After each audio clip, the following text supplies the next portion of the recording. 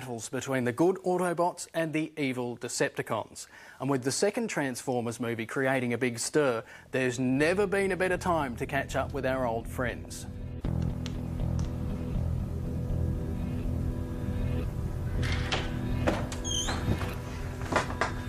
Welcome to the Vault. When my friends' kids come in here, they just freeze. They're dumbfounded. They look up and they stutter and they don't know what to do and they're, "Mummy, Daddy, Mummy." It's an amazing feeling for me to see that happening. This is number one. It's Optimus Prime. He's the leader of the Autobots. And I got him for my 9th birthday from my grandma. That started all of this. First it was the toy factor and the play factor. Now it's the design, the engineering, there's a backstory to them all. It's the classic good versus evil. The newer they become, the more intense the engineering is. And I really like that from I suppose, an intellectual level. It appeals to my sort of scientific interest as well as the escape from the real world.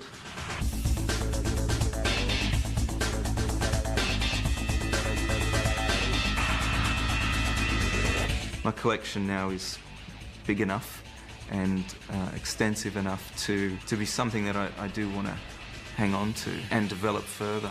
The feeling is tempered a bit because of the years of, I suppose, trying to prove that it's okay to do this.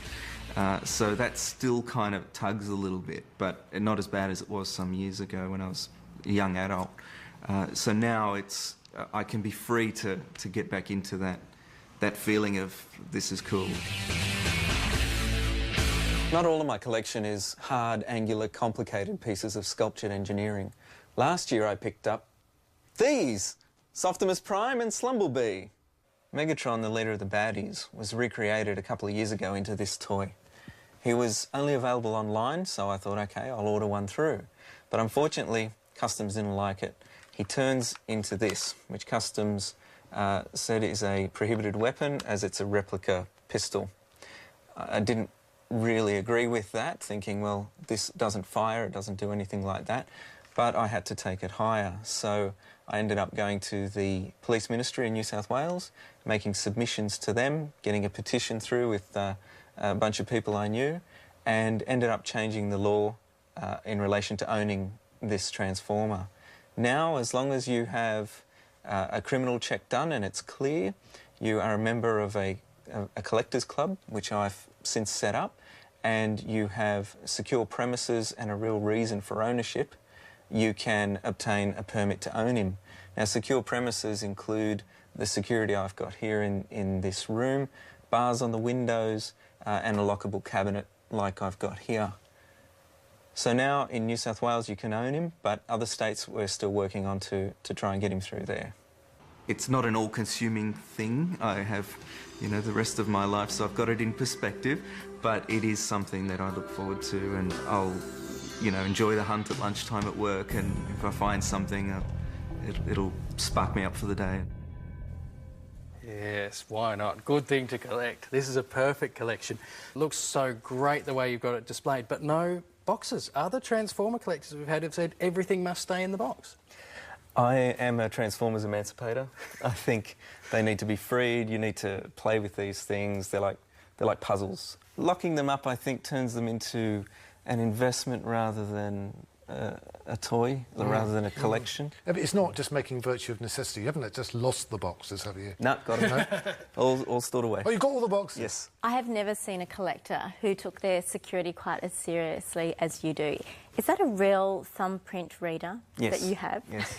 It's only got mine, my fiance's, and my brother's, in case we're not home. But they just sort of came onto the scene suddenly, didn't they? Or was there a precursor to them? Is there a genealogy of these Transformers? There is. The original concepts came from Japan, and there were a number of series, including gun formers like the Megatron, object formers like the Walkman, and the cars, obviously.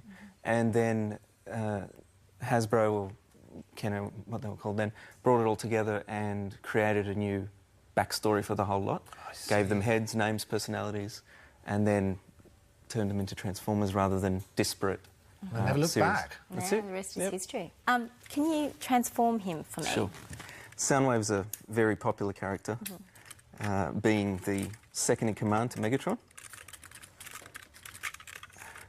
He was the one that everybody wanted. Yeah. Everybody wanted Everyone. him and He's very Optimus cool. Prime and Bumblebee in the original series. Yeah. That's right. Now, there he is. He's a Walkman, Excellent. and you could open him and pop transformable cassettes in him.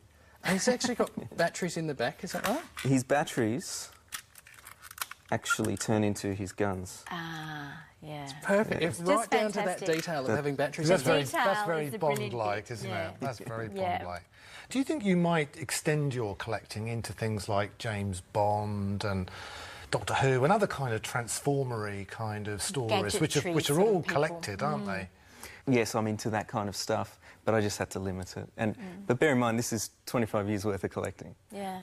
How do you keep a track of each individual piece? And do you, more to the point, have a catalogue where you write down what everything is, when you got it, what the names are, the condition, that kind of thing? I keep spreadsheets to keep track of them all with hyperlinks to photos of each one, so I can see them in their modes. Excellent. Do you still play with them?